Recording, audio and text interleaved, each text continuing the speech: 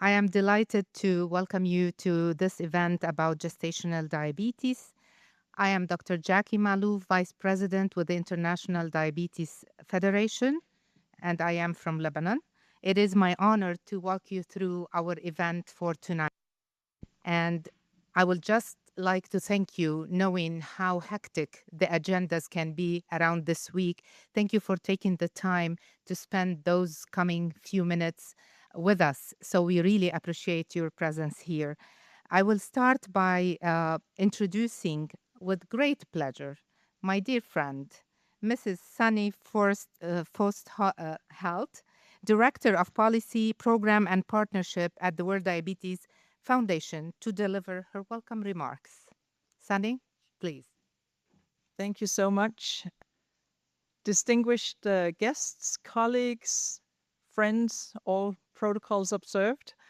I am delighted to welcome you to this official World Health Assembly side event on gestational diabetes and beyond, strengthening primary care for integrated Reno-Metabolic health across the life course. On behalf of all the co-hosts, the governments of Guatemala, Kenya, and Tanzania, the International Diabetes Federation, the International Society of Nephrology, the UNFPA, the Novo Nordisk Foundation, and my own World Diabetes Foundation, thank you so much for taking time out of your busy schedules this week and be here tonight. We stand at an inflection point. Global diabetes prevalence is surging, expected to rise to above 850 million people by 2050. And what is still unknown to many is that low and middle income countries are going to bear the biggest brunt of this increase. The thing is, it's not impossible to prevent or to mitigate, but that will, however, require health promoting policies and environments, and it will require strong integrated primary healthcare systems able and geared for the prevention and early detection. Pregnancy offers a unique and critical window of opportunity for both primary prevention and for early detection of diabetes, both in the mother and in the child. We know that gestational diabetes places the mother as well as the child at a much elevated risk of early onset of diabetes. For the mother, this may be within a few years after pregnancy. For the child, it may be as early as adolescence or early adulthood. Very few health systems are geared to detect and catch this in the mother and specifically in the young person. And given that the signs and symptoms of early diabetes or early stage diabetes, many will not seek health facilities or health services to be tested, and the mother and the child may go not detecting and not reacting to whatever symptoms are coming their way. Instead, they may end up only getting diagnosed with diabetes much later when they have had diabetes for many years and when they actually are presenting with severe, highly preventable, but severe late-stage complications of diabetes. So unnecessary. So how do we prevent such scenarios? We do that through supporting integrated, people-centered primary healthcare services, which take a life course approach to health and well-being of the populations that they serve.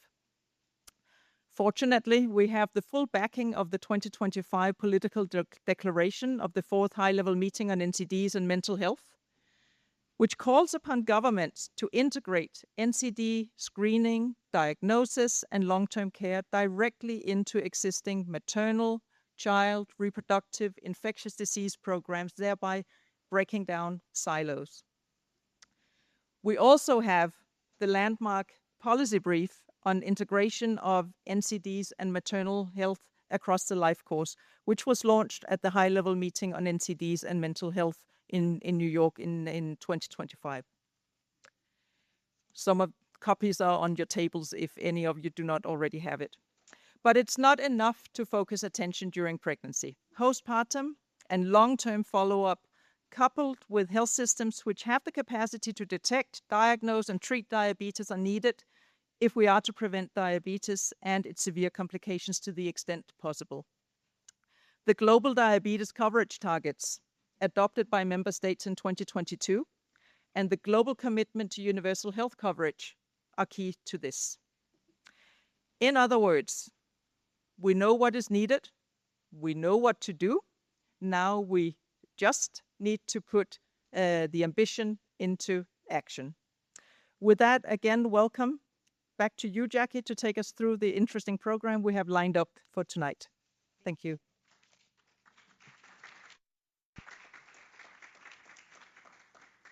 Thank you so much, Sanne, for the valuable information. So you've heard it. The call to action should have been yesterday, but we're happy to say it's now. We will be happy with that. I see many familiar faces in the room. I will apologize for being the police of time. Please, Bea, help me for that. We have a lot of distinguished and fantastic lineup of speakers tonight. So we will try to give them all the necessary space to share with us that valuable information. Um, we heard how much is the link between diabetes, gestational diabetes mellitus, the NCD prevention. We heard that prevention is not impossible. Thank you for stating that. And overall, women's health, all is interconnected. We need integrated solutions. Um, Now, we would like to hear from several perspectives, but we will start with our distinguished keynote speaker for tonight, who will give us the Guatemala perspective on this particular topic. So, with us is His Excellency Mr. Andrés Molina, Deputy Permanent Representative of the Mission of Guatemala in Geneva, and he will tell us about those perspectives as he is with us, replacing His Excellency, the ambassador, who had to take a flight and leave Geneva today. So, Mr. Molina, the floor is yours. Adelante, por favor. Thank you very much for what a wonderful introduction. um, Dear colleagues, dear friends, all the organizers, it's a truly honor to be here on behalf of my ambassador, on behalf of Guatemala, um, regarding such an important matter. I remember last year we were working in Guatemala regarding one very important topic, a resolution regarding kidney disease. They were saying how, why, and it is for real that you are going to start with this issue in WHO. And thank God our team managed to do a great job. And actually, it was a really, really a proof that all the states as well were in the same boat, as we said. But not only states, also multi-stakeholders. And that's why as well, we really think about this event and also about the support that we received the last year. Diabetes, cardiovascular diseases, and chronic kidney disease continue to place an increasing burden on our health system, our economies, and most importantly, on our people, our families, our mothers, our daughters, our sons, our fathers. These conditions disproportionately affect vulnerable populations and deepen existing social and territorial inequities. In this context, gestational diabetes represents a critical warning sign and a unique opportunity for early and preventive action. For many women, pregnancy may be the first moment in which diabetes-related risks become visible. Without continued and integrated postpartum care, these women remain at high risk of developing type 2 diabetes, cardiovascular disease, and chronic kidney disease later in life. This reminds us that continuity of care across the life course is essential. We must move toward a health system capable of accompanying individuals not only during acute episodes of illness, but throughout every stage of life. Dear friends, Guatemala firmly believes that strengthening primary health care is one of the most effective strategies to advance to universal health coverage and reduce inequities. In our country, we have promoted the strengthening of the comprehensive and inclusive healthcare model based on integrated health service networks, fostering care center of individuals, families, and communities with territorial, intercultural, and life course approaches. Within this framework, Guatemala has advanced the implementation of the national strategy for the approach to cardio Reno-Metabolic risk, based on the HEARTS methodology promoted by PAHO and WHO. Through this strategy, integrated clinical pathways for hypertension, type 2 diabetes, and chronic kidney disease are being strengthened, promoting standardized care, capacity building for health personnel, multidisciplinary teamwork, and continuity of care within integrated health services networks. We recognize that chronic kidney disease remains a silent condition deeply interconnected with diabetes and cardiovascular disease, and too often detected late when complications already represent significant human, social, and economic costs.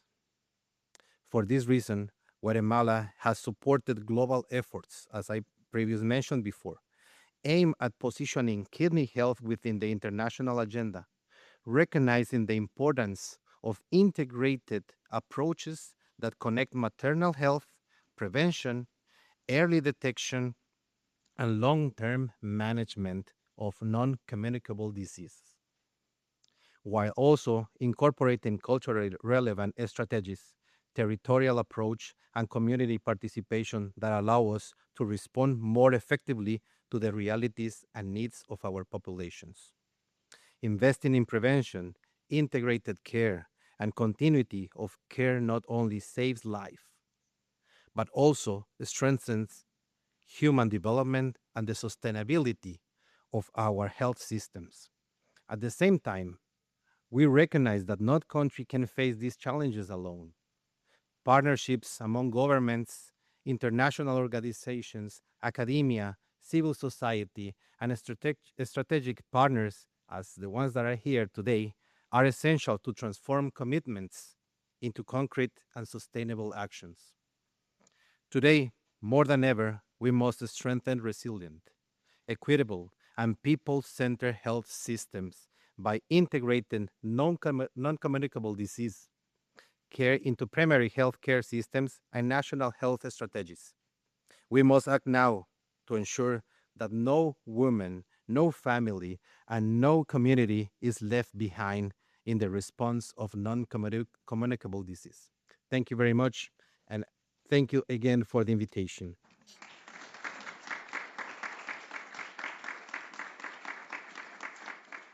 Gracias, Senor Molina. Thank you very much for this keynote. You basically covered things that we're going to be discussing further.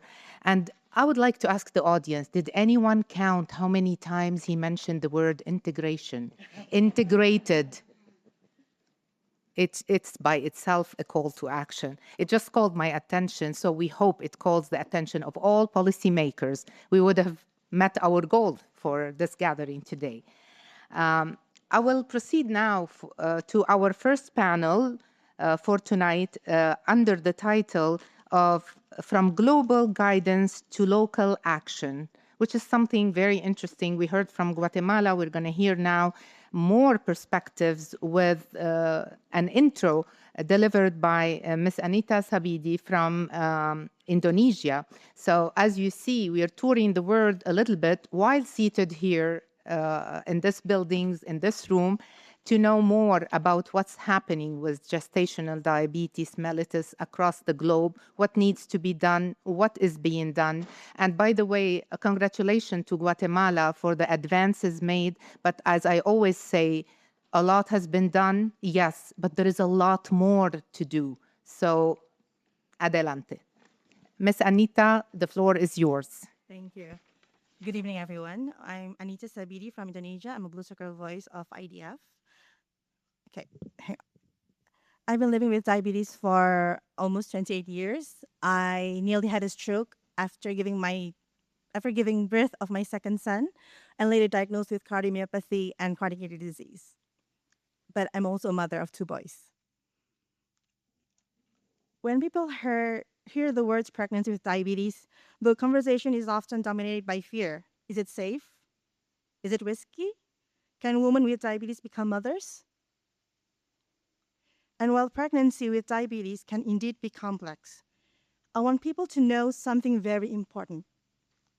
Women living with diabetes can have healthy pregnancies, healthy babies, and positive motherhood experiences when they are supported, informed, respected, and given access to proper care.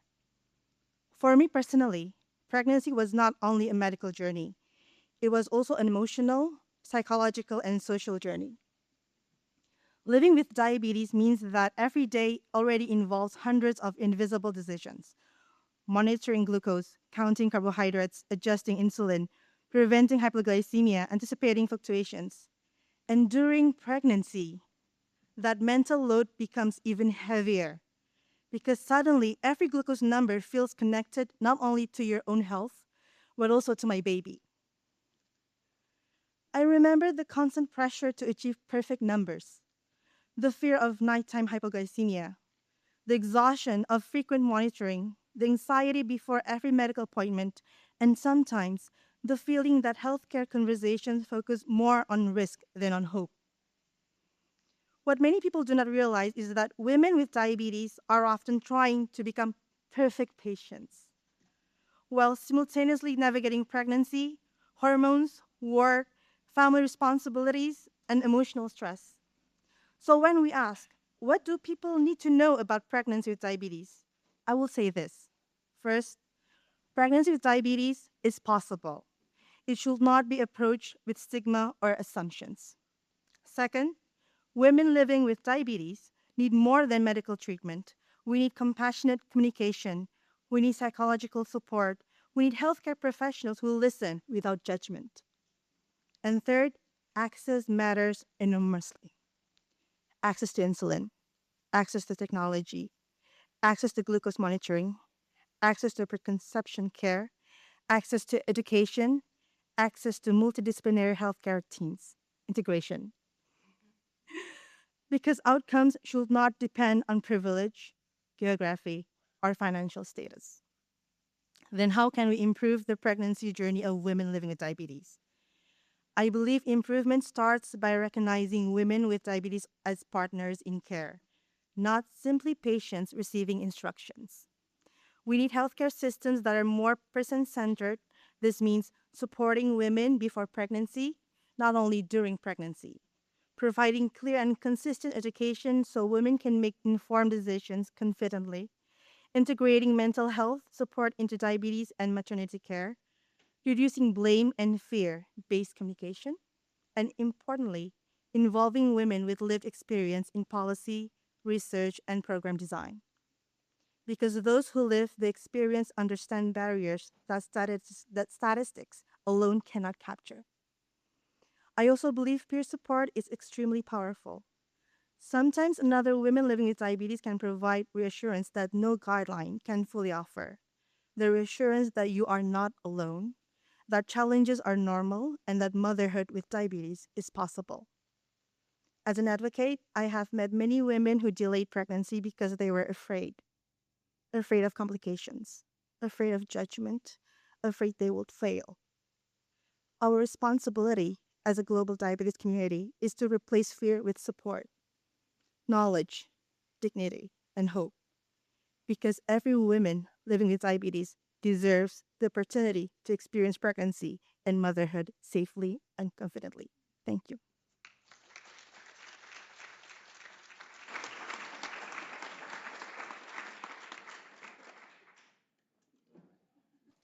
I hear Anita.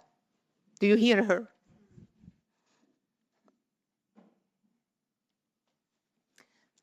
I thought of every single word she expressed when my daughter, living with type 1 diabetes, was pregnant twice. People don't understand what it means. I am in this field. I'm not blaming. I'm just expressing the cry We hear every time a woman living with gestational diabetes or a woman living with type 1 diabetes is pregnant, they need understanding. They need the opportunity of a safe pregnancy. They need continued care. I can't add anything to what you said, Anita, and I'm sorry I got emotional. Okay, so back to our program, but it's okay to get emotional. Science is about us, human beings, right? Okay, so I would like to remind you before starting with my panelists now, please start taking note of your questions. Hopefully we will have time for you to address important and interesting questions. Do not be afraid of putting the panelists under the spotlights. That's why you are here, okay? So, in this panel, we will discuss pregnancy as a getaway to life course, NCD prevention, integration of gestational diabetes mellitus, early detection and management into routine antenatal care. So we don't want it at a certain phase, we want it continuous. We have 4 very interesting speakers. We have Dr. Ubuguyu, who is the NCD director of the United Republic of Tanzania. We have Julia Bunting, program director division at UNFPA. And we have Dr. Doris Shaw, medical officer, Department of Sexual and Reproductive Health and Research at the World Health Organization. We also have Marie-Louise Hartford Nielsen, who is the Vice President, Clinical Medicine and Diabetes, Novo Nordisk Foundation. I will do a small exception, given that Julia has to leave us shortly. I hope understanding from the other panelists, as I will address the 2 questions for Julia consecutively so she can leave to her other commitment. And thank you for being here. So, okay, now we're changing the order last minute, all due to your agenda, but we're understanding here. Okay, so given the UNFPA's leadership and experience in strengthening reproductive and maternal health systems across diverse country contexts, what are the make or break, that's a nice thing to ask, factors for, and be honest with this, please, for integrating, GDM management into already overstretched primary care services without compromising the quality of the existing maternal and newborn health services? A tricky question. The floor is yours. So thank you, Jackie. And I just want to start by acknowledging Anita, because it's going to be almost impossible to follow you very clearly sharing your lived experience with what is now going to be a lot of information. So I want to just thank and acknowledge you before I make my comments and contributions. And I also want to acknowledge Jackie, who said, we're going to hear a lot about integration. I just went through, I'm going to say it 6 times. So follow along and count along. So distinguished delegates, colleagues, maternal and newborn health champions, all protocols observed. While we continue efforts to end preventable maternal deaths from direct causes like hemorrhage, we're also facing a rising tide of non-communicable diseases. Today, gestational diabetes, GDM, affects 1 in 6 births globally. So the question before us at this World Health Assembly is not just how do we add GDM to our checklist, but how do we integrate it without overburdening health systems already stretched to their limits. So drawing on UNFPA's experience in over 150 countries, we see four make or break factors for successful integration. First, integration, not addition. So we need to reject, as we know, we need to reject silos, vertical silos. Integration, and that's 4, must be seamless part of the routine antenatal care package. This requires dual-purpose visits where GDM screening occurs simultaneously with routine checks for nutrition and preeclampsia. It also requires task sharing, equipping midwives who provide 90%, and we've heard that statistic a lot this week, 90% of essential reproductive health care, giving them the tools and authority to perform point-of-care screening. GDM management cannot remain a specialist luxury. It must become a primary healthcare standard. The second of the make or break is protecting across the life course. And again, we've already heard this, moving beyond GDM. We know that gestational diabetes is a window into a woman's future health. Women with GDM, the data shows, face an 8 to 10-fold higher risk of developing type 2 diabetes later in life. So pregnancy is a gateway to lifelong NCD prevention. We must systematically link maternal health records to general primary health care. If we treat GDM as a pregnancy-only event, as we've heard, we fail the woman's long-term well-being. So postpartum care can support lifestyle interventions that protect both mothers and babies. The third of the four points is resilient commodities supply chains. Integration, 5, fails the moment that the supply chain breaks. So we cannot screen, we know that, without glucometers, without test strips. We cannot treat without insulin and metformin. To guarantee uninterrupted care, these vital supplies have to be bundled directly with routine maternal health commodities rather than managed as ad hoc, separate NCD commodities. And the fourth point from our perspective is robust financial protection. We must eliminate out-of-pocket costs to ensure equity. GDM services must be fully covered under UHC schemes so that managing a chronic condition never compromises access to basic, safe delivery care.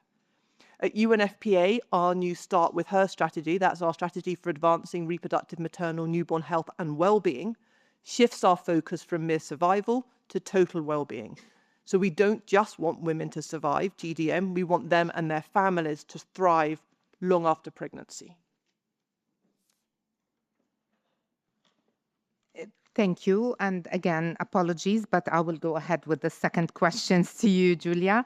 So UNFPA recently completed a landscape assessment of gestational diabetes and maternal health to assess policy service provision and financing, keyword financing for gestational diabetes across 43 countries covered. We're not going to talk about the 43, do not worry.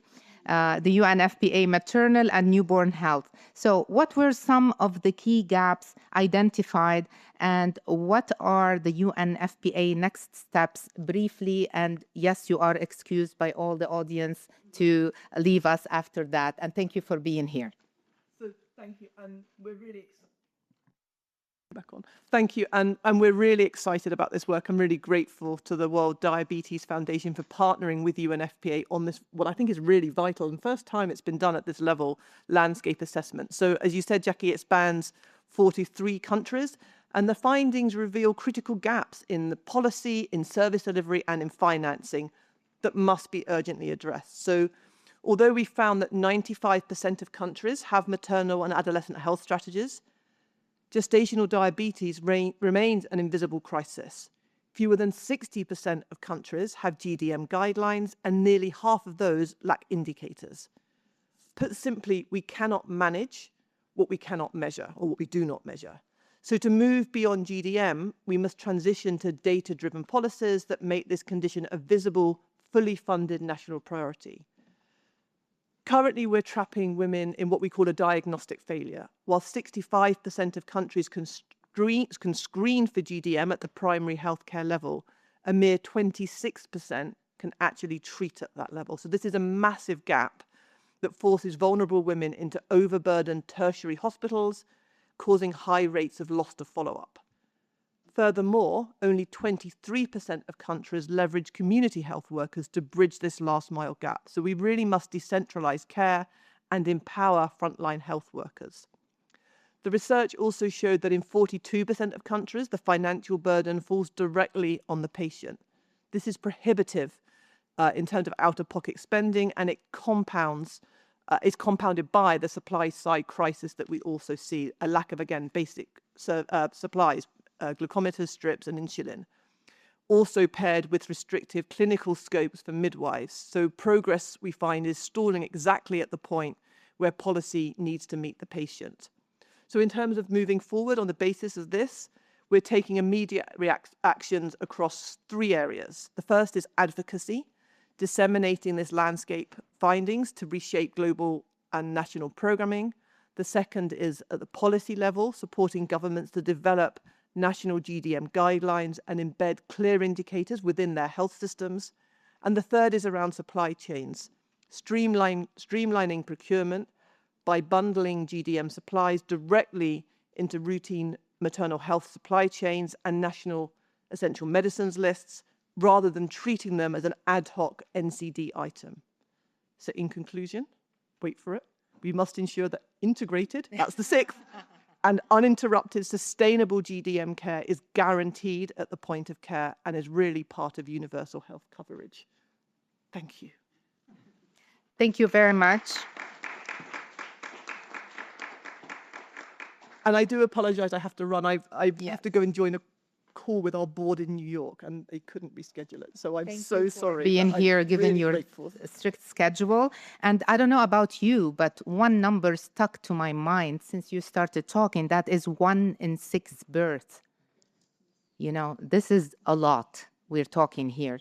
And it has a lot to do with many factors. So let's go on with our panelists. So Dr. Doris. Yes, hi again. We've been meeting across the halls everywhere. So we know that the WHO published its first global recommendations on care for women with diabetes during pregnancy in November 2025. That is a bit recent, with further guidance still to come. What prompted the WHO to take this step now? Why not before, I would ask also.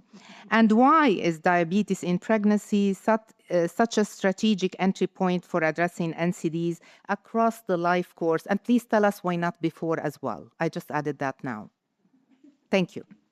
Thank you so much, Jackie, for the question. And protocol aside, colleagues, it's wonderful to be here, and I'm honored to be part of this distinguished panel. I think Julia left, and she's free of any questions to her. But we'll manage. Maybe I'll say why and why now. I think Anita is the answer in one word. It's a long overdue, but I will say, maybe just to set the scene a little bit, I'll take us back 5 years. 5 years ago in 2021 was the first time that there was a technical consultation on what does it mean to look at non-communicable diseases during pregnancy.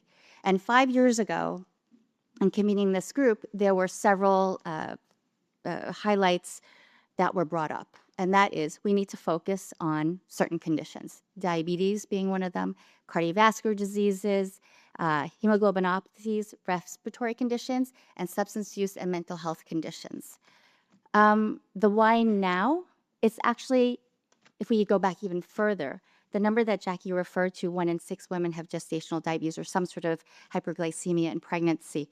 If you go back even further and we look at what it's meant to look at maternal health, about more than 10 years ago, we published on causes of maternal death.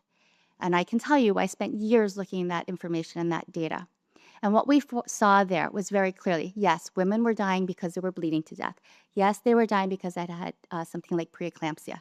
But lo and behold, what they also had was this mishmash of everything else, what we call, in technical terms, indirect causes of maternal death. What this really was basically any woman who had a chronic condition prior to pregnancy, whose condition was worsened by pregnancy or pregnancy was worsened by her chronic condition. And I can tell you from a member state country perspective, giving us that kind of data, it was very muddled. We had to ask a lot of questions to find out, what did you really mean about indirect causes of death? So when we kept on digging, what we found was that, in fact, exactly as Sanne brought up, what we're seeing is this double burden. Almost all women of reproductive age will get pregnant, very many of them. That overlap with women who have the ability or the chance of having any sort of NCD is almost like this, okay? When you talk about Venn diagrams, we're talking like this. So you've got that as a problem. The next problem is, as Sanne mentioned, the burden. Where is it sitting? It's sitting in low and middle income countries, or rather, more broadly, lower resource settings. And maternal mortality in particular is in your most fragile settings. And now, right now, today as we speak, fragile can be a very big term. So if we look at the overlap of fragile settings where women are dying and what they're dying of, well, guess what? They're dying of maternal causes of death, but very much and very often, those maternal causes of death are due to a chronic condition. Here's the worst part. Many countries have a difficult time finding out that there was a chronic condition. So we look at death certificates and we'll go back really far. What you'll see is that they'll say she died of pregnancy. They forget the diabetes. They forget the chronic hypertension. And it takes people to start digging to say, actually, in her medical record, it says diabetes there. Why didn't you mention anything about it? We've done lots of things to try to get this data. But what it means is that it's taken 10 years for us to get from that paper on causes of maternal death, 5 years from the time where we had this discussion about what are the main things that we need to focus on guidance, to this day when we managed to publish our guideline. So the why now, it's way overdue. It's about preventing deaths. And here's another word that I'm going to throw out and we can bring into our discussion. Yes, it's about integration, but it's about doing it holistically. The full name of our department that I'm sitting is actually Sexually Maternal, Newborn, Child, Adolescent, Health, and Aging. And it's really meaning across the life course. And so what this is saying is that WHO is taking a different standpoint. We're really looking at this movement of a person through their life. Sometimes they have a thing that happens, like pregnancy, which is not necessarily an illness. And sometimes they have a condition at the same time, like diabetes. So this is why right now it's very timely. So I'll stop there. Thank you. Thank you. I personally will be happy by admitting that it is long overdue. I don't know about you. Should we be happy with that? I think we should. And we certainly hope you are making honor to this hugely long title of your department. We want to know that, yes, you are doing that. Thank you. Thank you so much. So now I will ask the question to Dr. Obuguyo, who is actually here in replacement of Dr. Grace Magambi, but from the same United Republic of Tanzania. And I will ask you, in a health system facing many competing priorities and resource constraint, oh boy, that's the problem we are all facing. What would extending postpartum follow-up for women with gestational diabetes look like from health system perspectives in your government, of course, and how do you see the long-term implication of it? Okay, thank you very much. Thank you for this opportunity, and let me acknowledge the presence of our Honorable Ms. Diana. If you allow me, she's a member of Parliament. She's the deputy chair from the Standing Committee on Health Matter. So just a gesture of showing that the political will is very strong in Tanzania. Back to the question, actually, why postpartum? We have challenge even on antenatal care when it comes to GDM. So it is extended in both antenatal and postnatal services. In Tanzania, we have a gap. We have to acknowledge that. And it is historical from the training. Initially, we saw non-communicable disease as the disease of the West, and it is a disease of the rich. It is not a disease of the poor. Not because it wasn't there, but we were overwhelmed with the infectious conditions, where people are dying from malaria, people are dying from diarrhea diseases. Then it will be far-fetched looking for GDM, looking for the hypertension and the likes, because it wasn't that much in prevalence. But over the past 20 years, we've seen a higher rate of non-communicable disease, and that is in general population. When you look at cervical cancer, almost every year we lose more than 25,000 women with cervical cancer, which is preventable and it is manageable. Most of them come very late. Our healthcare system is overly stretched with both now infectious and non-infectious cause. But that is not an excuse. Looking at the country like Tanzania with our president who is a champion on maternal health, we have managed to reduce maternal mortality, actually 3 or 4 folds. And now we are at the last mile, which is very difficult. Now we have to look at this condition, which causes a lot of damage to our women. At the moment, the GDM range at around 15 to 20% of the pregnant women. So it is 1 in 6 to 1 in 5 women who are pregnant at the moment. And it is very unfortunate. We were using glycosuria, checking for the diabetes, because it was also historical. It was within our guidelines. And unfortunately, even with a urine test, most of the time people are now looking for eclampsia and preeclampsia markers rather than looking for diabetes, because some we also miss that. And with our scholars, we came to identify that there's a lot of women who are suffering from the GDM. So what we are doing at the moment, we have a booklet, which also GDM is embedded within it. It is not simple and it is not easy, because also we are struggling with human resource for health, around 40%, and majority of the gaps is at PHC, where more than 80% of our patients seek care there. So we have incorporated diabetes and other non-communicable disease within our national program, thanks to WDF and the colleagues who are on the ground. Actually, at PHC, we have been able to capacitate most of the primary healthcare settings. There's a biggest a challenge when it comes to integration. And the problem is not only on the ground where we practice, it comes even on financing. For example, when in this platform, we are talking of a GDM, and then when you come back to implementation, then people start to forget about other conditions. And people now focus on GDM because the whole world is now talking of GDM. Looking at our ANC, we are doing very well on malaria, on HIV. I'm a father of 4, and my wife tested for HIV 4 times when she was pregnant, and it is mandatory. She has to go in every pregnancy. So we have seen there's opportunity when you ask for postpartum. There's opportunity of doing so because we are taking blood for other conditions. So why not for diabetes? So there's a possibility of doing so. And with a postpartum, we have a very good attendance, especially with immunization services.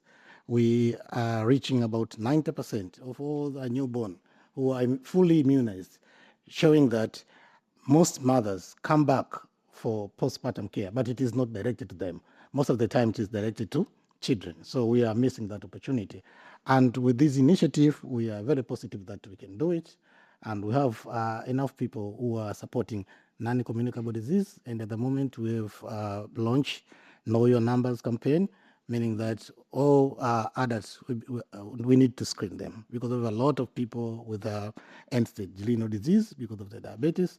And when you're looking at our dialysis units, majority of the youngsters who are attending the dialysis services, if they are below 30 years, they have to be women, and it is pregnant related or during delivery because of postpartum hemorrhage. So it is far beyond the GDM itself, goes also to other chronic conditions. Thank you. Thank you. I have to be a little bit strict with the time. So for your knowledge, the second most popular word of the week, what do you think it is? Gap. And we have to close those gaps. So thank you for mentioning it. And also, I wanted to congratulate you on the campaign we've done 10 years ago in Lebanon. Here's a perspective from another country from across the globe. We did this Know Your Numbers campaign in Arabic, أعرف رقمك. And they used to write on their hand and show the hand with the number after screening for diabetes. It can be very popular. So congratulations on that. I will move to my next speaker. Thank you for your patience, Marie-Louise, from Novo Nordisk Foundation. So from the perspective of NNF, as a global research philanthropy, what is, in your opinion, driving the heightened interest in knowledge generation in the area of GDM and broader cardiometabolic diseases? And where do the most critical evidence gaps, you see, remain? Please. So thank you very much. And good evening. It's so nice to see all these great people here interested in the same topic as we are And thank you so much for VDF for including us in this very important meeting. And it's so great that GDM is now also brought to the map of important diseases to look into. So cardiometabolic diseases, a disease spectrum covering obesity, type 2 diabetes, cardiovascular diseases. Prevention and management of cardiometabolic diseases is in the core of the strategy for the Novo Nordisk Foundation. And as you have already heard, the numbers are rapidly increasing. Cardiometabolic diseases are the main drivers, the main cause of morbidity, mortality, and increased healthcare system costs worldwide. And the numbers are growing, and unfortunately, primarily growing in under-investigated, under-researched areas. We've also heard that the gestational diabetes now affecting 1 in 6, 1 in 7 pregnant women. And we know that every time a woman is affected, a child is as well. Around 20 million pregnancies are affected by GDM each year, which means 40 million people each year live with increased cardiometabolic risk throughout the lifetime. And I think that's a very simple reason why GDM is an important topic also for us in the Novo Nordisk Foundation. But GDM, like most other cardiometabolic diseases, are manageable, but they are also preventable. And as you've already heard, gestational diabetes may be the first marker of an increased risk for for cardiometabolic diseases throughout the lifetime, and it's an extremely window of opportunity to intervene and prevent, and thereby changing the lifetime risk for the mother and the child. And where are the research gaps or the evidence gaps? To be honest, I think the evidence gaps are throughout the whole research value chain, from very basic research to understand disease mechanisms and identifying new targets for treatments, all the way onto policies, etc. So if we give some examples from basic and clinical research, do we at all understand the disease? Do we understand the heterogeneity in how the disease progresses, who develop all the adverse outcomes and who are less affected, in order for us to be able to stratify how we do treatment and allocate resources in our healthcare systems? We need to be able to stratify so that we do not overtreat or undertreat or overspend and underspend the resources in our healthcare systems. Also, could we develop better diagnostic tools? For now, the diagnosis mostly depends on an OGTT, which is a very inconvenient and very resource-demanding diagnostic tool in many settings. Could we maybe invent or find markers, risk markers predicting the risk for GDM, which means we could potentially intervene early and prevent this condition? And I could continue with many other basic research gaps we have. Most evidence within gestational diabetes is generated in populations and settings that are very far from where the evidence is to be applied. So we also have enormous gaps in evidence for implementation research. What works in practice?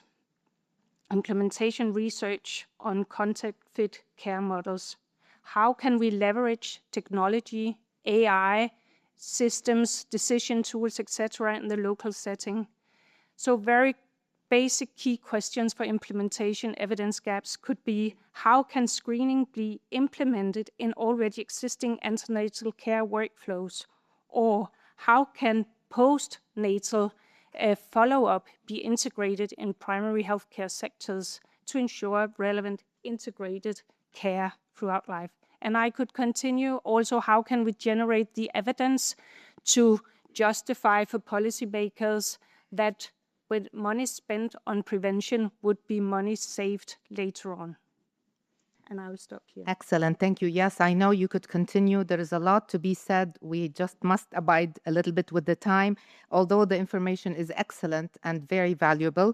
And I like particularly when you mentioned a window of opportunity. Being an optimist myself, I like to hear that. Yes, we have many challenges, but we are doing what we need to be doing. We need to do more, yes, but let's look at what we are doing. Look at that window of opportunity just to keep the breath of hope. We need it. All of us, we need it. So I'll go now. And you mentioned technology. That needs another session, a full session by itself. We will not dive into that. So I'll go to Dr. Ubuguyu once again. You did tackle about closing the gaps. Thank you. You mentioned some of the things, but I want to come back to you briefly to tell us about the challenges you face in Tanzania when closing those gaps. Mention some of the most common challenges and how you are dealing with those. The biggest one is human resource for health. That is the biggest one.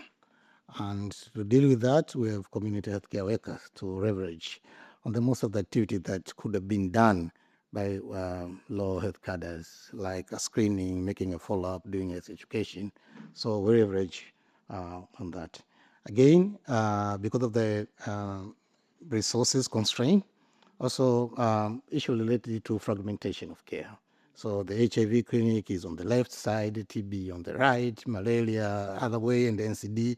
So to leverage on little resources that we have, integration is within the cornerstone of our care. One, will reduce amount of money that we could spend because you need to have 4 clinics dealing with the 4 conditions. But yet you can have just a single unit where it is easy even for the patient to navigate within the healthcare system. Again, sometimes we leverage. For the non-communicable disease, we don't have much of the resources. So to leverage on other services that are done within our care. For example, you can just use a single pricker for the HIV, malaria, and diabetes. If you have 3 different units, then you could have used 3, which also increases costs. So the fragmentation also is one of the biggest issue. Now we are working with integration. Resource constraints, both to the healthcare system and to individual, especially with out-of-pocket financing for healthcare system. In Tanzania now, we have passed the law, universal health insurance, which is mandatory. And we know we have more than 25% of Tanzanians who can't afford even the minimum amount of the premium on their health insurance. Then the government cover for those who can't afford for it. But we are starting, so we are at the infantry stage. We don't know yet what will be the consequences later on. But we have started working with the universal insurance. However, for services on maternal health, it was free of charge. But the healthcare system couldn't afford. So there are some who are contributing, and sometimes people contributing massively. And lastly, which is which we see is now having commodities.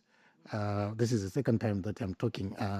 When we have glucometers, different glucometers from different companies and different strips, we might have the glucometer, but the strip doesn't match. So people are forced now to go and keep on buying new glucometer, which has become cumbersome to most of the people who are living with diabetes. So if you could have a universal, I'm repeating this, even the iPhone, who were used to have the Thunderbolt as their charger, they've now forced to use Type-C because they know for sure if you're using iPhone, you could easily charge with any charge around. Similarly, we could have done with a glucometer. Otherwise, people are suffering because of that. It is just a commodity which is very difficult to get, but it is one of the least commodity when it comes to health check, and it is a huge impact if you are doing so. Thank you. Thank you. Thank you. It doesn't qualify for the most popular word, not yet. So I don't add it now to the list. I would like to call upon all of you to reflect a little bit. Those are real challenges, yes. But let's think for a second about those countries who are undergoing war, displacement, real people leaving their homes, fleeing their homes, having their homes destructed, not having anything related to their diabetes treatment on them. I've seen it happen on the ground. So let's keep them in mind a little bit. I appreciate you dealing with those challenges. I'm not undermining them. I'm just calling never to forget those people who are living in impossible settings, yet dealing with their diabetes. So thank you for that information. I'll go back to Marie-Louise. And you mentioned the clinical evidence and strong clinical evidence, and that is definitely essential. But we would like to know from you, how can that knowledge be translated into into actions effectively, especially it stems from what I was saying in the low and middle income countries. So tell us, please, in the real words, how can that be translated? So I think it's very key when you design research that you are very much aware that translation doesn't happen at the time of publication. It actually happens already at the time of design. No matter where in the research value chain you operate, you always need to think before you do your research, how is this piece of evidence generated going to inform the next step in the research value chain? And that goes from very early research, but it also goes for implementation or policy research. So based on our almost 100 years of experience within research within CMDs, you may know about our Diabetes centers or the Partnership for Education of Health Professionals. We have done some learnings. And one, and maybe the most important one, is that in order for us to translate the evidence generated, co-creation is key. We need co-creation with local policymakers, healthcare providers, researchers, and ideally also the people living with the condition at the locations where the evidence is to be implemented. And this co-creation goes for the identification of the gaps we want to close. It's for the design. It's for how we're going to use the evidence later on, how it's going to be disseminated, and how it's going to be implemented. So co-creation is key. Secondly, we need to design for the context. There's a tendency that we replicate research done in other settings where some things may work, but it's not necessarily working in other settings. And if that isn't in place, we design for failure. Implementation only works when the underlying assumptions are in place while you do your research. Whether it's clinical research, or implementation research, we must account for financing, workforce capacity, infrastructure, governance, culture, realities, etc. If context is not built into the design, scale up remain out of reach. And finally, guidelines. Guidelines are key. That's where we can collect all our evidence.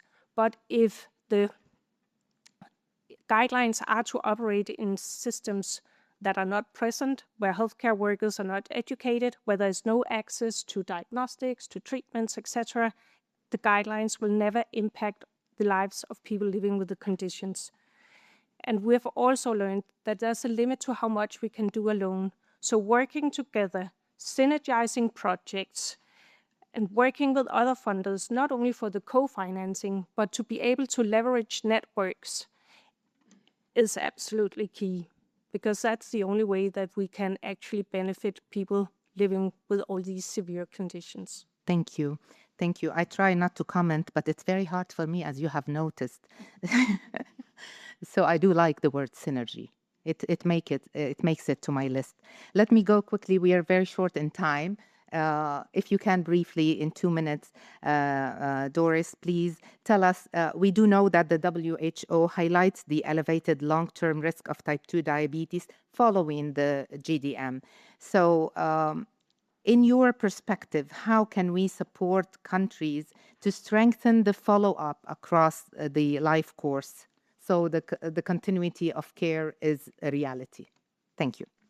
So first, let me say that I think everything that my co-speakers have said resonates very well with what WHO is thinking on this. I think fundamentally, we just have to stop making it so complicated. And what I heard earlier in one of the other sessions is that, yes, the global health landscape is really complicated right now, but then maybe this is rather a Phoenix sort of situation. We're really under tight constraints. And because of this, people who never work together are willing to work together. And I think maybe what we need to do is just move beyond our egos and our silos and everything and just move on. So from the maternal health standpoint, it's about saying postnatal care is the thing that needs to continue. We conceived, no pun intended, the maternal health care guidelines for NCDs to go through the life course, right? We start with the pregnant woman because maybe that's the first time and the only time she gets into the health system. But what we need to do is keep her through the health system and then hold on to her. We get her baby for immunization. She's bringing the baby. Why are we not doing something for her at that very same time?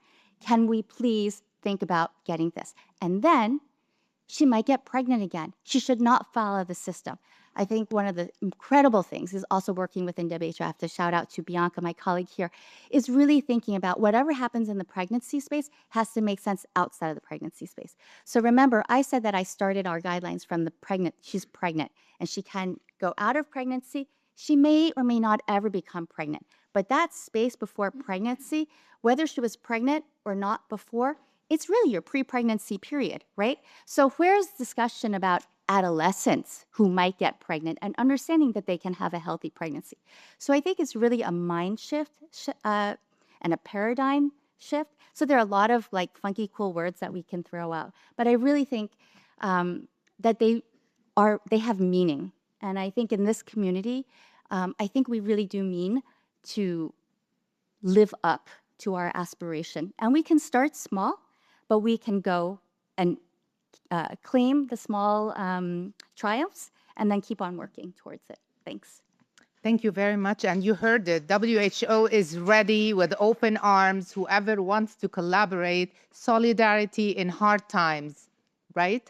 So I will take a question from the floor. And please state your name, your organization, a brief question, and who you want to answer. If not, we will see who volunteers. Any questions? Yes, please. I think you can open your microphone. So much, and really very interesting. And I think especially, I am a midwife, but I know that it is about the life course. My name is Franca Cadet. I'm the director of the Safe Delivery Program at Maternity Foundation. And I would like to ask you how you look at the funding, because we've worked with WDF to make a module about diabetes in India. And we did some research into the return on investment. And I hear so many people say, but it's so expensive. Actually, we found at least a doubling of return on investment, not even taking into account the rest of the life after birth. So actually investing, you get money back. So how do you look at that? Thank you. Who would volunteer for this tricky financial question about funding? Please. Thank you. And I think that that's really the most compelling argument. If you had to think about, again, we're in a constrained environment. So everybody wants to have their dollar, euro, whatever, go further. What better way than taking care of a woman who's pregnant with a chronic condition and helping her to reduce her risk later on in life for herself. But what we also know is you take care of the woman, you often take care of the community. Because guess what? The entire family starts eating better. The entire family starts moving. The entire community starts getting better. So if we can spend one little bit, whatever currency, you'll get more return. And that's the kind of evidence that's compelling for WHO and others to show to policymakers. So we need more of that publication. Thank you very much. Yeah, thank you. That was very brief, very precise. I will not do a briefing of the panel given the shortness in time. Do we have time for another question, maybe a quick one? No? Very quick question. Any burning question? Somebody wanting desperately to say the question? No? Great. I would like to thank all of you. Big round of applause.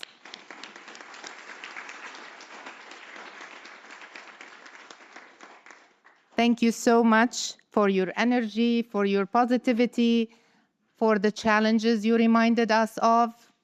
We have to say that. So we move to our second panel, sustaining integrated care across the life course.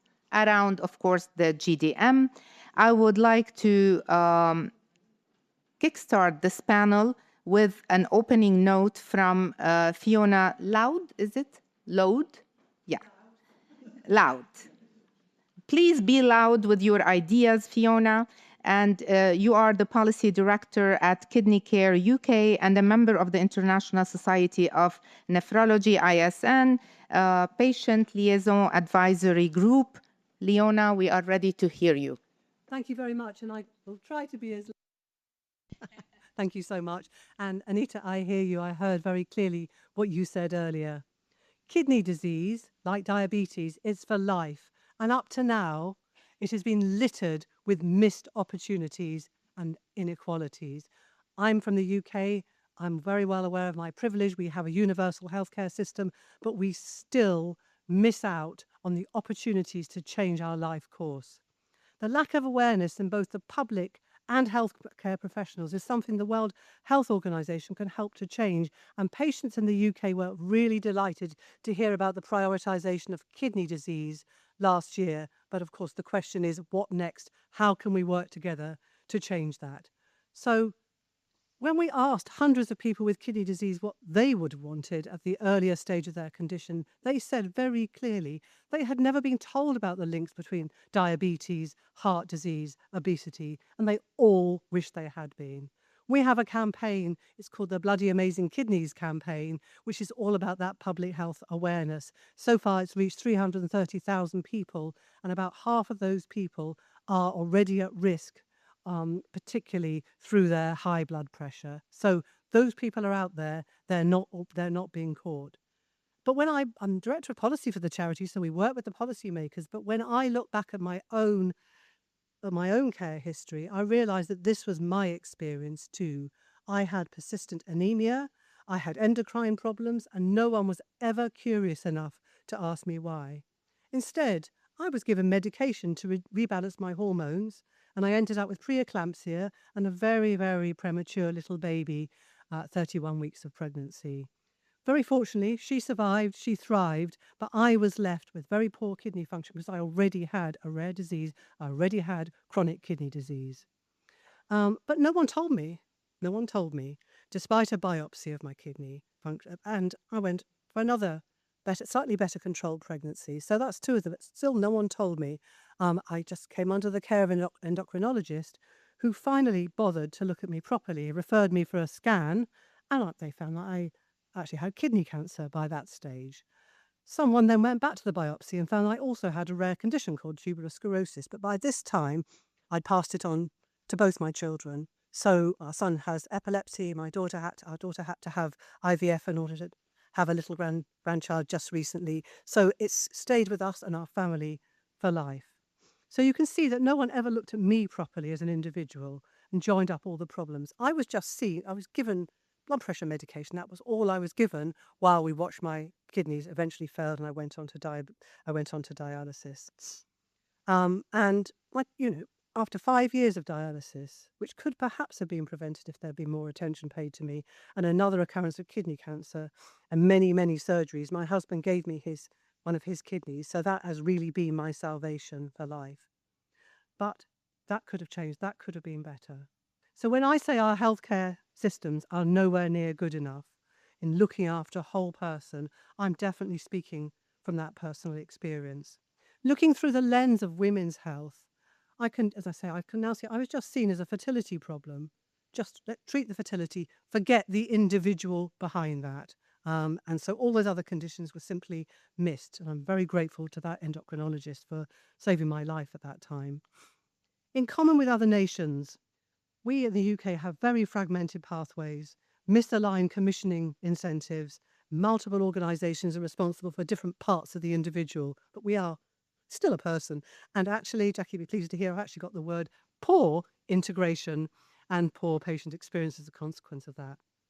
In the UK, our government has recently announced a renewed women's health strategy, accepting some of this, that there are gaping health inequalities exist, not only between men and women, women spend more years, I'm quoting from them, spend more years in ill health than men, but also between women, depending on where you live. And there are also, ethnic differences in outcomes and risk factors too. Yet when I look at the reviews in our country, we can see that kidney medicines that have the same impact on men and women are reaching far fewer women. They're reaching fewer Black and Asian people too, especially in the more deprived areas of our country. So that job is nowhere near done.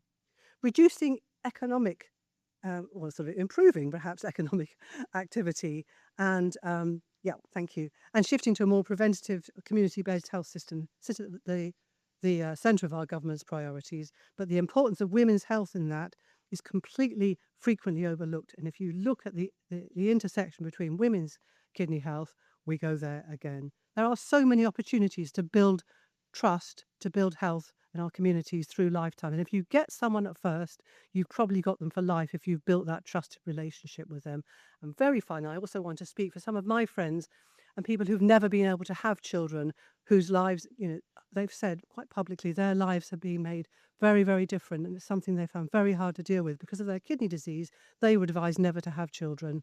And that's a tragedy as well. So we can do better. Thank you. Thank you so much. Thank you, Fiona. Thank you very much, Fiona. And now we move to our second panel. And I would invite Dr. Bianca Hemmingson, medical officer at the Department of Non-Communicable Diseases and Mental Health at the WHO, and a dear friend. Bianca, please. And also Professor Marcello Tonelli, President of the International Society of Nephrology, ISN.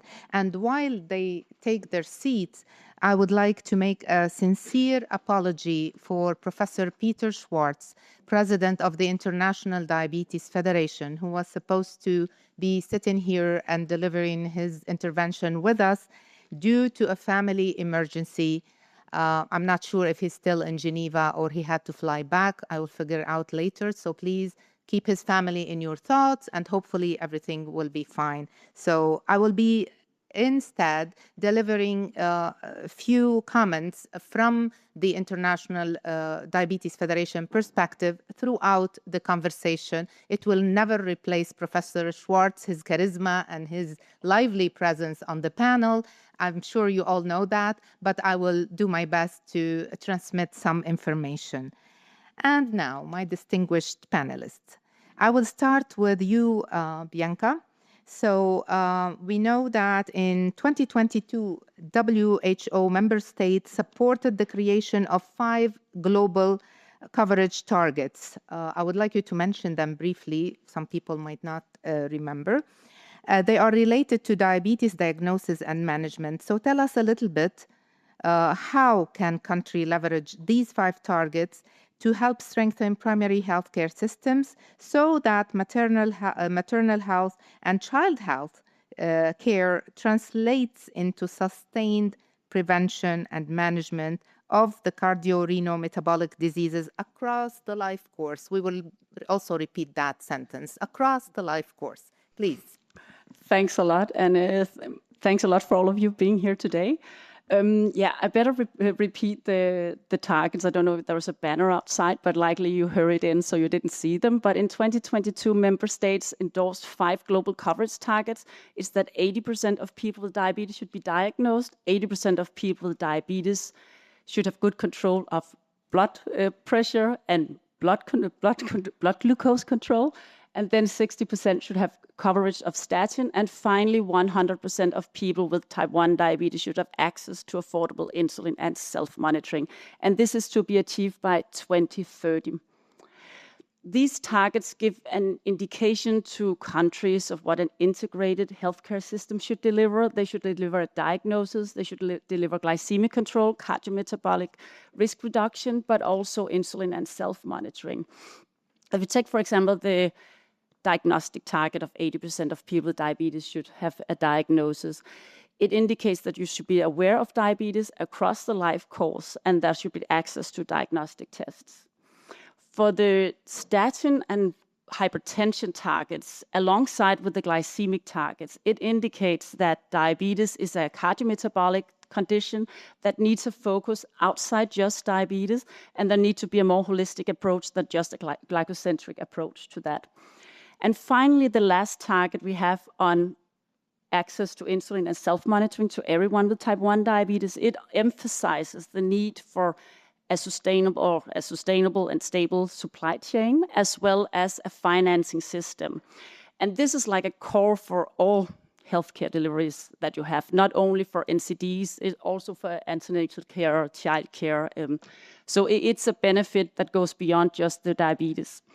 So these indicators, they are saying that the intention is that it should follow diabetes across the life course. They're more than just a metric for countries to measure. It's also a kind of a guidance of how to deliver an integrated care for people with diabetes.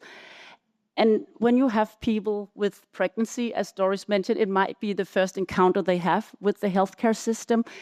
These targets are supposed to have a life course approach. So the person should not be lost after pregnancy, but instead there should be a follow-up that ensure that both cardiovascular disease and kidney disease are followed up in order to achieve the targets. So I think that's all from my side. Thank you. And again, I don't know about you, but I would say why 80%? Our target should be what, do you think? 100%. This is maybe realistic, but how far are we from? We're close to 2030. It's 2026. So is it a wishful thinking, or you think it's achievable? Just very quickly, is it achievable? It's achievable. That was how we set the target. I can tell the reason for the targets they are as they are. It was actually because they should be feasible and achievable. You can say that why the 60% statin target? Ideally, it should be 100%, but when we did in order to set the target, we first did a global assessment of where we are. And the global coverage for statin was less than 10% among people living with diabetes. So setting a target on 80%, we would know that this would not be feasible. And that was actually why this is lower than the other targets. And you can say the 100% of people with type 1 diabetes having access to affordable insulin, it's a matter of human rights. Like you cannot aim for less because otherwise they will die. Thank you for clarifying that to our audience. And before I go on with the question, I would like to remind you of some of the facts from the IDF Diabetes Atlas. Again, 1 in 6 live birth is affected by hyperglycemia in pregnancy. And most commonly linked to gestational diabetes mellitus. I will not state the numbers. You should know by now we're close to 600 million people living with diabetes, which is more depressing, I would say, sorry for the word, that the expectations are to reach 853 million by 2050. And just a clarification, for those of you familiar with these metrics and for the numbers, you would notice a discrepancy between the numbers and the Diabetes Atlas and the WHO numbers. No, we're not wrong. No, they're not wrong. What happens is the criteria to those metrics are different. So I think we should talk more about that and not confuse anybody and come up with a unified number. This is my personal comment. Don't take IDF on that. We have already started, I can tell you. We have been in contact with the Atlas chair. Okay, so. Great. Also, the key priorities regarding the metabolic care in the perspective of IDF include postpartum screening. We've heard a lot about that. We insist on it. Integrated diabetes, cardio-reno-metabolic risk assessment in primary care, support for healthy nutrition and physical activity, and better coordination, again, integration, between maternal health and NCD services. There is a lot more facts. I'm sure you're all familiar with the IDF Diabetes Atlas. I will move now to my question to you, and thank you for being with us, Professor Marcello Tonelli. So, pregnancy and gestational diabetes can reveal future cardio-reno-metabolic risk. But kidney disease, as we heard from Fiona, is still too often detected late. How can primary healthcare use this window of opportunity? At least we have that. But how can they use it to identify kidney risk earlier and prevent progression across the life course? Please. Thank you so much for the question. Thank you for the opportunity. I'd like to thank and congratulate all of the panelists. I'd like to congratulate Guatemala. Without Guatemala, we, the kidney people, would not be in this session. So thank you for that. I'd also like to congratulate Dr. Chow. As a guideline developer myself, I feel your pain with the prolonged gestation of this particular guidance. And I'll just come back to that. So about the early detection, kidney disease, clinically silent, very common. We also have our own disagreements, and we'll be more frank that there are disagreements with the WHO about how many people there are. But in fact, there are more than 850 million people with kidney disease worldwide. So that's about 1 in 10 of us. It's common, yes. It's deadly, yes, but also treatable and preventable. And that's why this is such an interesting, for me, horizon broadening opportunity. Because in the kidney world, we often think about opportunities to detect kidney disease. Sometimes we think we should test everyone, but we know that that's not likely to be the most efficient way to start. So we have to start with these touch points that we have.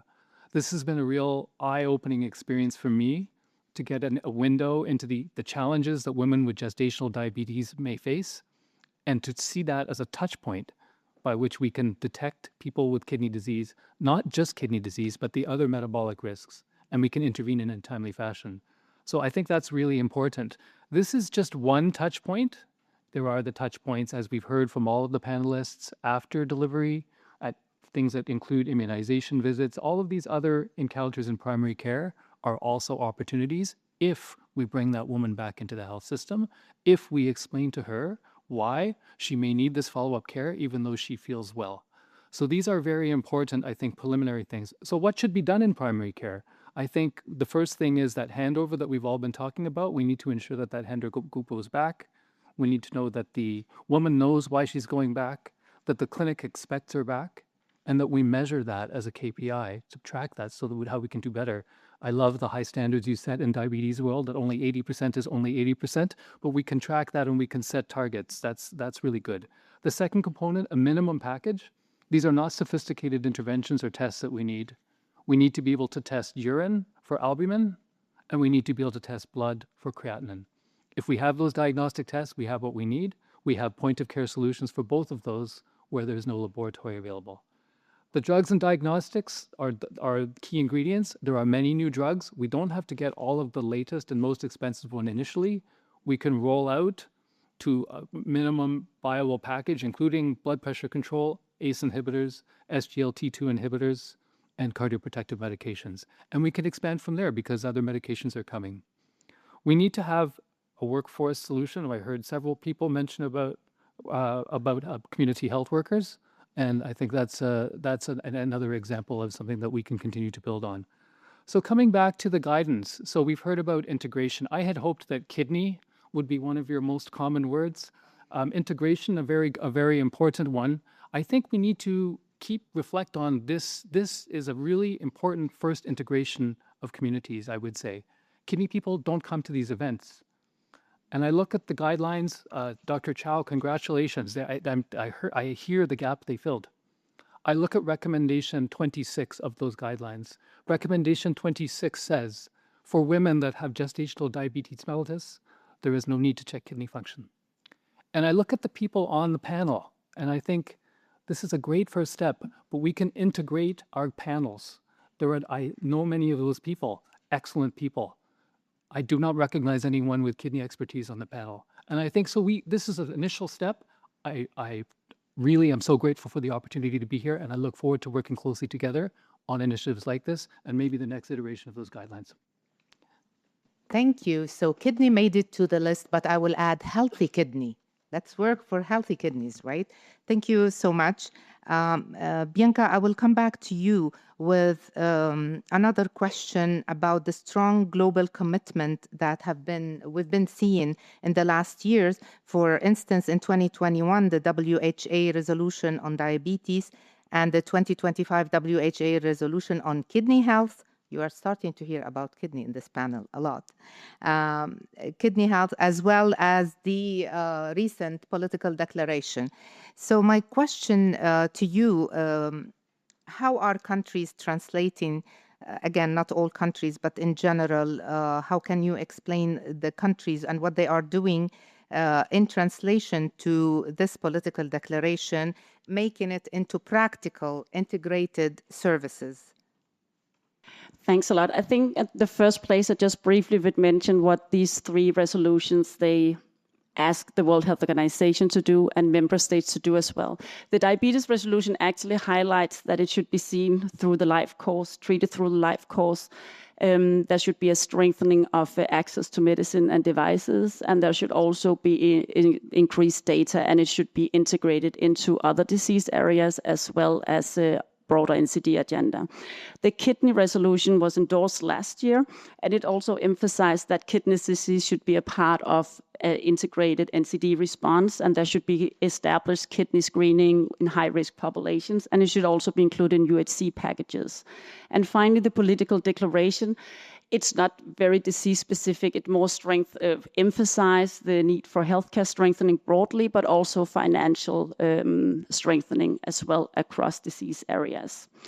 So you would say broadly these resolutions, they address more or less the same, but in a different language. How would look in the ideal world if everything just worked was that a woman get pregnant, she get diagnosed with some kind of diabetes, GDM, or real diabetes.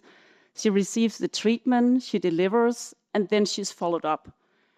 And then she's transferred into a continuum of care, primary health care, where they know her patient record, they know the risk, they know the story, and then do the appropriate follow-up for both diabetes and kidney disease and cardiovascular disease as needed. And the financing also follows, because that is, but you see this sometimes in high-income countries, in most high-income countries, but in low and middle-income countries, you do not see that. And this is because you have a very fragmented system very often.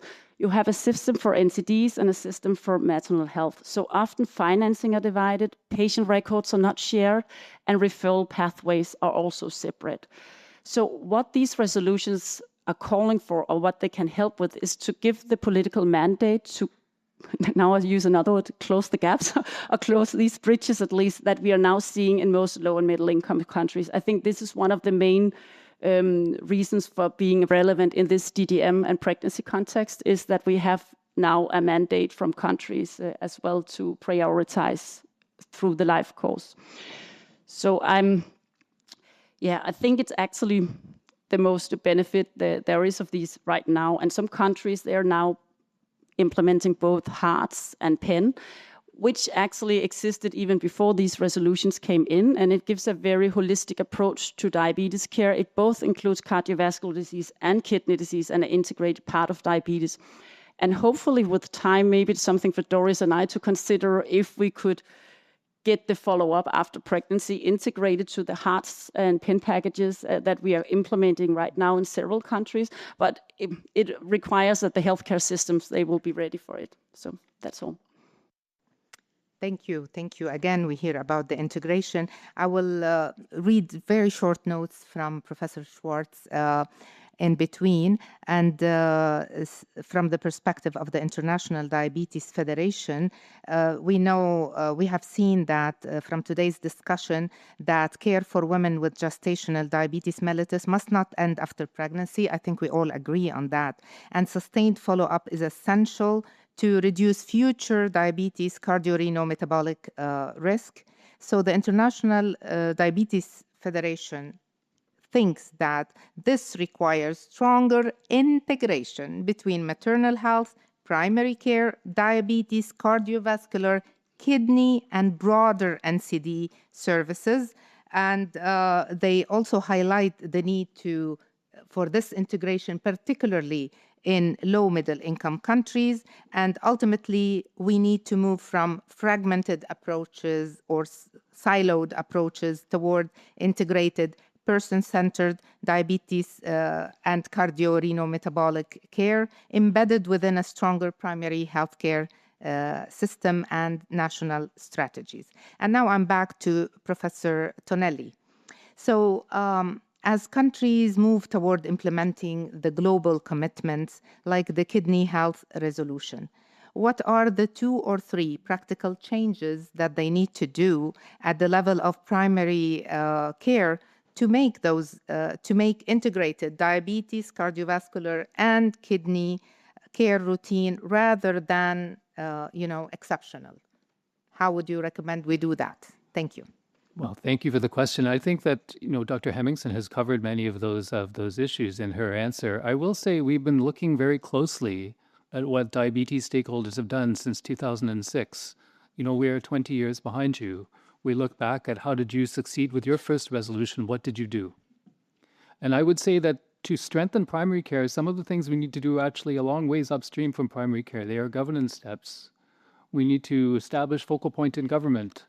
We need to establish a national steering committee for each country. We need to do a situational assessment, and we need to prepare national kidney plans and support countries to do those. I think with those pieces in place, we can move towards clinical activities, and we can do these things in parallel, but we know that, and you know better than us because you've been doing it longer, if we just start with clinical activities, they may fall by the wayside. Very quickly, the things that need to be done on the clinical side in parallel with those 4 upstream governance steps, they are simple things. They are the diagnostic tests I spoke of, blood and urine. They are simple, cost-effective, effective medicines that treat cardiorenal risk. And the third thing is workforce.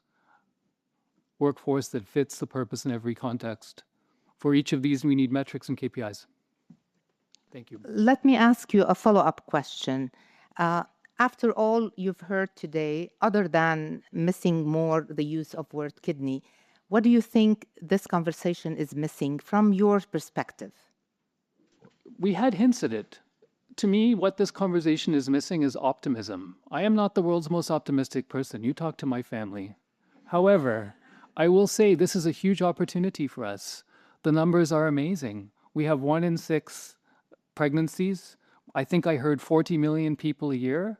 These are people that if they are at risk, we, as you said, we know what to do.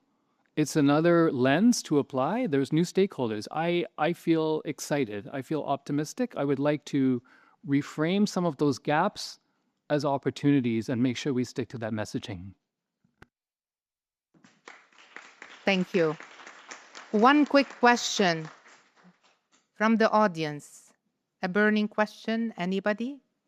Take advantage. We have great panelists. Yes, please. Open your microphone before you speak, please. I'm going to ask a question, which is, why do we think that kidney health has doesn't have the same awareness or priority as, diabetes? I'm very well aware of, you hear so much more about diabetes, and it's very, very serious indeed, but there are so many close links with kidney disease. Why do you think that kidney disease just isn't so well known as it for, yeah?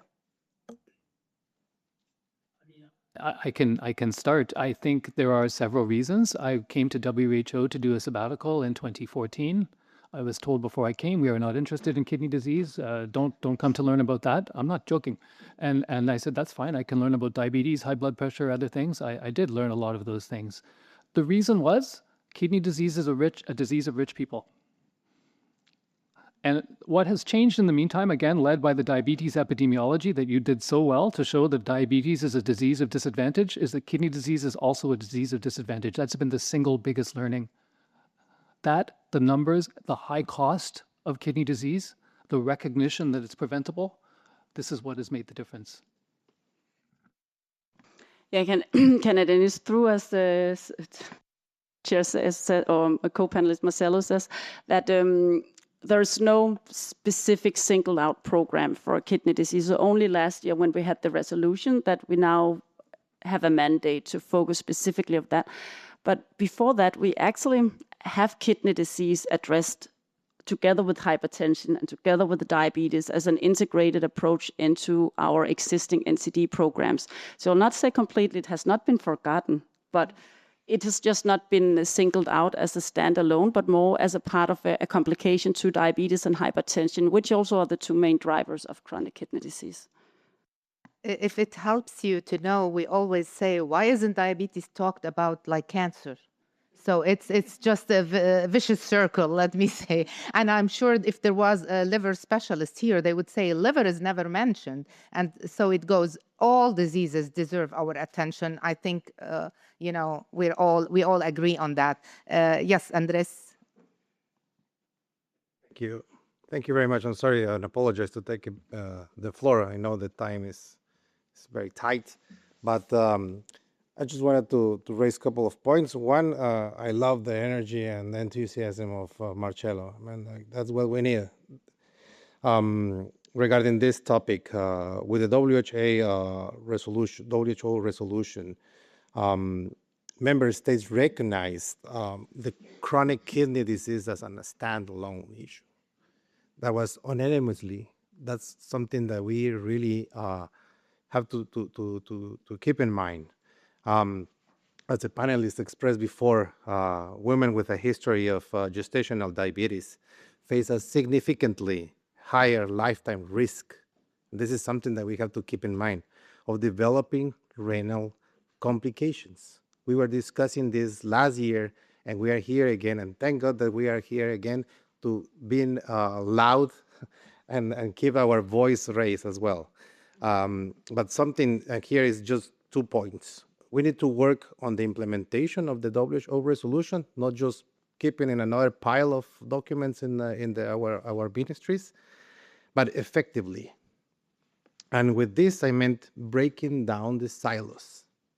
And the second point is we must bridge maternal health care with primary nephrology prevention by ensuring long-term renal scanning. Just those 2 points I wanted to leave here. Thank you very much. So thank you. I think we all agree with you on that.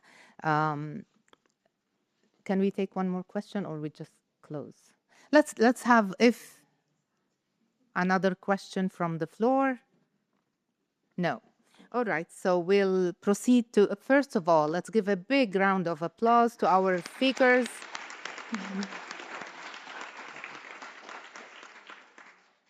And as we conclude this event, I would like to extend my sincere gratitude to all of you, all of our distinguished keynote speakers, panelists, collaborators, and of course, attendees for being here with us today during what is undoubtedly, without no doubt, one of the busiest and most demanding weeks in global health here at the WHA 79. So with the many parallel meetings, we really appreciate your time for being here with us. And we thank you for choosing to spend this time. I would also like to warmly thank all the organizations and collaborators who partnered with us to make this event possible. Partnerships such as these are success stories. Let all organizations, open hands, open hearts, partner with each other. Only like this, we can be louder, we can do and implement the integration by starting to integrate our works and our efforts together. Today's discussion clearly reinforced that gestational diabetes mellitus, or GDM, is far more than a temporary condition during pregnancy. It is a critical entry point, and it is a window of opportunity if we want to be optimistic, and I am optimistic.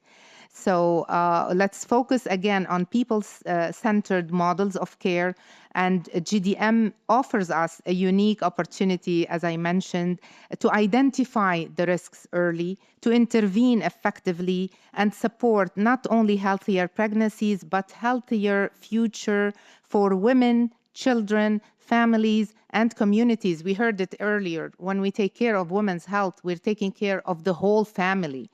So at the same time, we must recognize that gestational diabetes and every woman-related health issue demands far greater attention, prioritization, and investment. We come back to the finance. And women's health cannot continue to be approached in fragments. So here comes the integration.